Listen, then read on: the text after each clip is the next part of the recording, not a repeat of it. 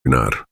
புத்திர சோகத்தினால் பீடிக்கப்பட்டு பெரும் துயரிலிருந்த வசுதேவர் மகாத்மாவும் வீரனும் கௌரவ தேசத்தின் சிறந்தவனுமான அர்ஜுனன் வருவதை கண்டார்.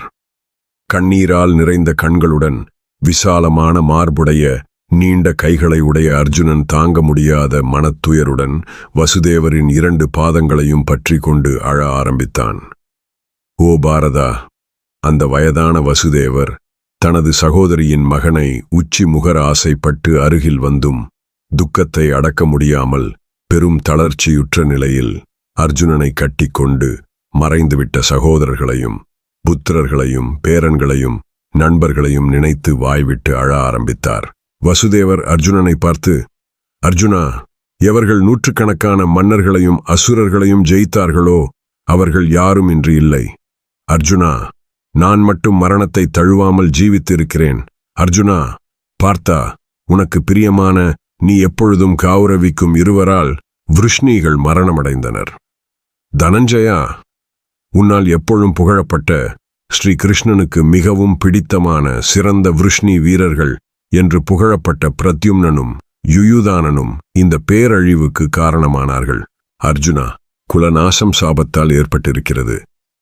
ஆதலால் நான் சாத்தியகியையோ கிருதவர்மனையோ அக்ரூரரையோ பிரத்யும்னனையோ நிந்திக்க விரும்பவில்லை.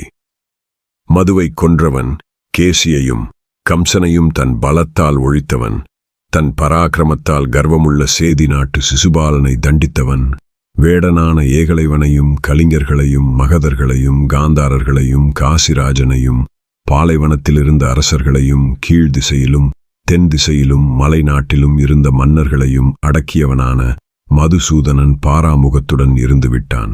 அந்தோ, ரிஷிகள் கொடுத்த சாபத்துக்காக மதுசூதனன் நடக்கும் பேரழிவை கண்டும் காணாதது போலிருந்தான். நீயும் நாரதரும் முனிவர்களும் எனக்கு புத்திரனாக பிறந்த ஸ்ரீகிருஷ்ணனை சனாதனமான தோஷமற்ற அச்சுதனான தேவாதிதேவன் என்று அறிகிறீர்கள். சாக்ஷாத் விஷ்ணுவாக இருந்தும் தன் உறவினர்களின் அழிவை குறுக்கிடாமல் பார்த்து கொண்டிருந்தான். இப்படி ஒரு பேரழிவு நடக்க என் புத்திரனே அனுமதித்திருக்க வேண்டும். அவன் பரமாத்மா என்று அறிவேன். காந்தாரி மற்றும் ரிஷிகளின் வார்த்தைகளை பொய்யாக்க வாசுதேவன் விரும்பவில்லை.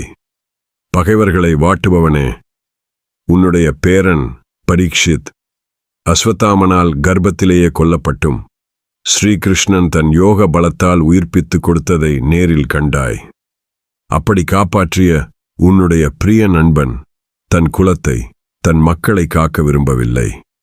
கேசவன் தன்னுடைய புத்திரர்களும் பௌத்திரர்களும் சகோதரர்களும்